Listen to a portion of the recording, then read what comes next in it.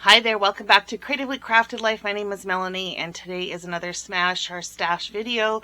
This is a collaboration hosted by Beth over at Bourbon Creek Crafts, where we try to smash some item in our stash. This month is free choice, and I have a surplus of glasses. I am so far behind, it's not even funny. So I've been working on some projects in progress and some classes, and I got some stuff done. I still have a long ways to go, but I did get some stuff done. So let me reconfigure this and I'll show you exactly what I've been up to. But before I do so, just remember this is a collaboration like I mentioned, and the link is in the description below so you can check out what everybody else was up to in this final installment of 2025. Okay, here we go. Okay, first up I had a card kit from Simple Stories that I got at an event, and I thought, let's just make those cards and get them in my stash, so possibly get them out. It has a travel theme, which is interesting from a card perspective, because I don't really give cards too often for people that are moving and stuff, but it doesn't hurt to have a few in my stash. So this one here, I would totally treat this for someone who's moving house, right? You know, a welcome to your new home kind of thing. This one just says, have a snappy day, happy birthday. This one, I'd go everywhere with you. So that one I could use for Valentine's, I think. This one says, driving by to wish you a happy day. So this could be just generic. So it actually turned out much better than I thought it was when I first got the kit. This says, you're the best in the whole world, a thank you card. And this one just says, dream big, which would be good for like graduation maybe, or someone starting a new adventure. You're just plain awesome, happy birthday. That would make a cute masculine card, or it is a cute masculine card. And then this last one, oh, the places you'll go, which would work for someone going on a big trip. Okay, then I worked on one of the classes from the SET event that was in, I think, end of September, beginning of October. This was from Stephanie Barnard, but I don't remember what it is. Stamp. Oh my goodness. One of you guys will remember, and you'll put it in the link below. Anyway, Stephanie Barnard is the one who taught the class. And she's really big into, like, shape dies. So, like, for instance, this one here, I think she calls them flippets or whatever kind of thing. And this one is kind of like a step out. And we got some cardstock that coordinated. And a lot of this is all just kind of die cut from the paper pad. But then she showed us this idea, and I thought this was fantastic. And I never even thought to do this, and I wonder how many other of her dies that I have that I can do this, is you can use it to make a pop-up item. So this is that same card base, right? That's this card base, but it's, you know, flipped around and backwards. And yeah, this is kind of cute. This kind of looks like a fireplace to me. And I do have a fireplace die. And I thought, well, I'm thinking that it would be kind of fun to maybe build that into here, cover the top. I don't know about the scale, so we'll have to play with that. But that's immediately what I thought. We did put this little banner of leaves across the top, which is kind of cute. And then this one, I just added pattern paper on the inside. We were supposed to ink blend, but to be honest, I just was feeling a little lazy, so I just used pattern paper. And I had this kind of like frosted plastic from, I think they're Spellbinders dies that they come on that plastic, and I was recycling it, and it was just enough to kind of blur out the background. I think vellum probably would have worked even better so that you can see this, you know, pretty well. But if you do have the card open like this, it does, you know, blur it quite a bit. Anyways, I'm rambling. Okay, so Stamps of Life. Stamps of Life, that's it. Okay, so that is that one. And then we did some Christmas cards from Gina K. And this one I actually turned into a Hanukkah card. I have a couple of friends who celebrate Hanukkah, so that would be kind of a good thing to have in my stash. This big poinsettia is super cute. One of the big items in here was this die that makes a pocket that will hold gift cards.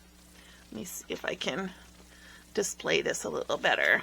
So this here, the thought is that you could put, you know, a gift card, just tuck it in here. I don't know that I love having a gift card on the outside of a card. So I probably would just leave it as is as a decorative element. And same with this one. It is designed to have, you know, a spot for the gift card, but I don't know. It just doesn't, just not my thing, I don't think. So this one was the poinsettia die cut out. And this was one just stamped. Next up was scrapbook.com, and they had some pattern paper as well that we used and a big die set. So the deer and the squirrel were from the paper pad. Yeah. And then same die set. This, I like these leaves with the veins on top. I think that's really cute. And then this was another kind of interesting card where this piece here slides up. I don't know if an average recipient of my cards would know that the idea behind this is you're supposed to pull it up and then it becomes a gatefold card and you can have your message on the inside. Okay, so this is actually 4 die cuts of this shape. So you've got the solid shape in the front and the solid shape in the back. And then this one is also one scored in half. And this one is also another one scored in half. And I did also score this piece just because I think it works a little better. I don't remember if that was in the instructions or not. And then basically the gatefold, you kind of have it like this. This is going to go down the middle, right? And then open up to seal the card. So hopefully they figure that out. It does move fairly easily.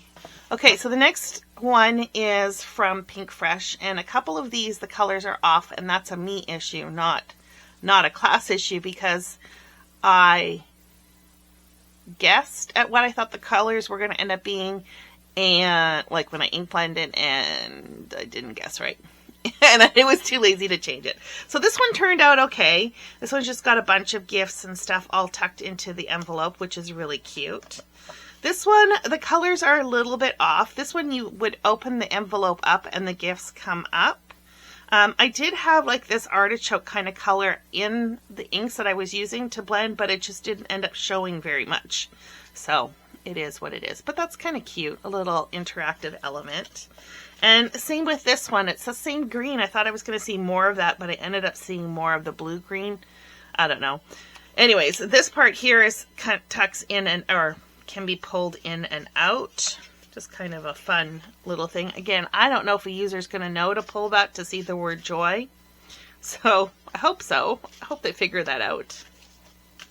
Anyways, it was cute. I don't actually need any Christmas cards for this year, so those are probably going to go in the stash along with these ones, which was another class from that same event.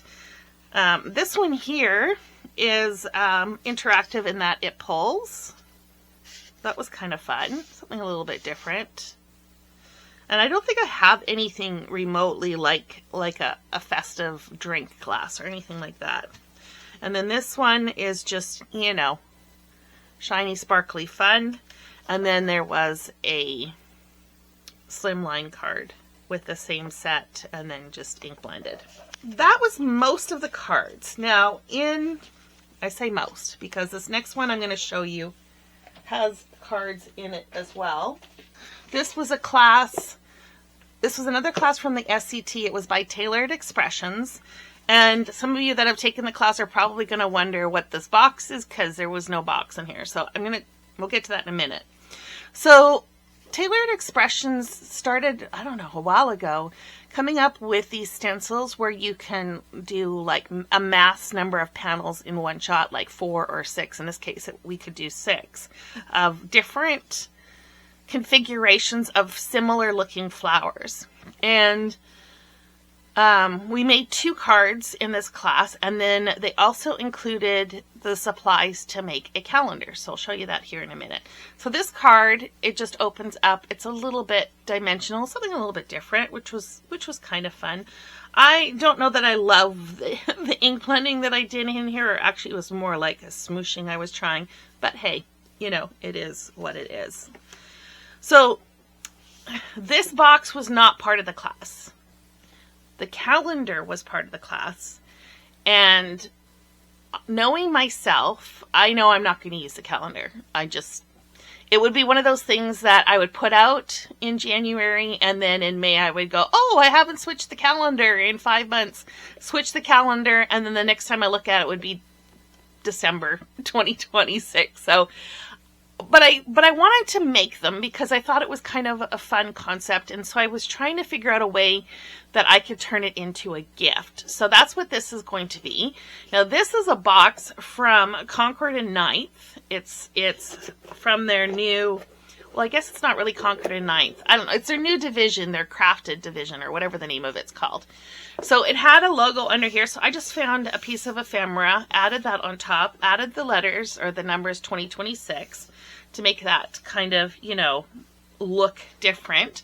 And then the back had a bunch of printing as well. So I found some cardstock in my stash and covered that up.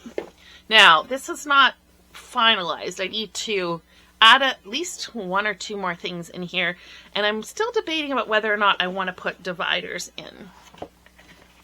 Okay, so before we talk about the contents, let's talk about how I changed this box or reuse this box. It came printed with let's make something together, which actually plays off what I'm trying to do with this. So that I left that in there, but there was a UPC code here with instructions on how to put the kit together. And so I just covered it with some paper that sort of coordinates. It's not a perfect match, but that's okay. Okay, so before we talk about these, this was the other card that we made. And I'm going to include this card in the gift as a sample of what they can do with the contents of this. So this is a sample. They can use it for whatever, but they can also use it as a model. Now keep in mind, this is going to go to a friend of mine who is not crafty, okay? So they don't, at least not paper crafty. So it's a novice, right? So this is going to be the sample. I included some different card bases and envelopes that coordinate with this. I think I have to actually add one more envelope for this one. I'll double check that. I added a roll of washi tape that sort of goes. It's not a perfect match, but that's okay. I also put in a glue stick. This wooden block came from Tailored Expressions, and the idea behind this is that you would put this on your desk and then you would add the calendar items in here so you can see. We'll talk about this in a minute. And here are the calendars with their decorative elements. So I affixed the square on here using ATG, which is pretty tacky adhesive, but it's also not, in the sense that you can pull up the items pretty easily without tearing the paper and stuff like that. So I have all 12 months done, and they're all basically ready to go, right? Like, so they've got enamel dots, they've got a little bit of splatter on them, and there's 6 patterns. I think there's 6 patterns, or is there 4? Let's just check. So 1, 2, 3, 4, 5, and 6. Yeah, so 6 patterns, and then it repeats. So what I'm going to do is, I still have to do this, I'm going to type up instructions and attach it to the front of this envelope with basically saying, add the calendar to the little stand, display for the month. Then at the end of the month, just peel off this piece, attach it to a card base like the sample. And then in the envelope, I have a bunch of pre-stamped sentiments, and they all have foam tape on the back. So I think that should be pretty easy for someone who's not, paper crafty savvy to do, especially if I give them the instructions. And I hope they like it, because I think it's kind of a fun way for them to get a pretty calendar, but also, turn it into something that can be used and not just necessarily discarded. So this is all going in here like this, I think. It does jostle a little bit, so I'm going to have to put some sort of packing or stuffing or something in here. I'm thinking of also maybe adding a nice pen and some stamps and so that the person basically is good to go. I don't know. I think it's kind of cool. I think so. What do you guys think? Would you give this to a friend if you had done something similar? Anyways, I'm kind of excited about it. So that is what this kit's going to be like when everything is done. I'm going to seal it up. We'll wrap it. And I'm meeting this particular friend for, we have a Christmas tea every year. So I think that's on the 13th or around the 13th. So I have until then to get it all finished and finalized. Okay, the last project that I worked on was an album that we had started, or I had started at a scrapbooking event I went to in September. It was a 3-hour class. There was no way this was getting done in 3 hours. But, you know, I probably got about halfway done, I think. Yeah, probably about halfway done. This is Wild and Free. I think that's the name of the collection from Simple Stories. It's in one of their Flip It books, which is, well, we called them Do-A-Tang folders. It had this kind of mechanism in them back in the late 70s, early 80s. I don't know.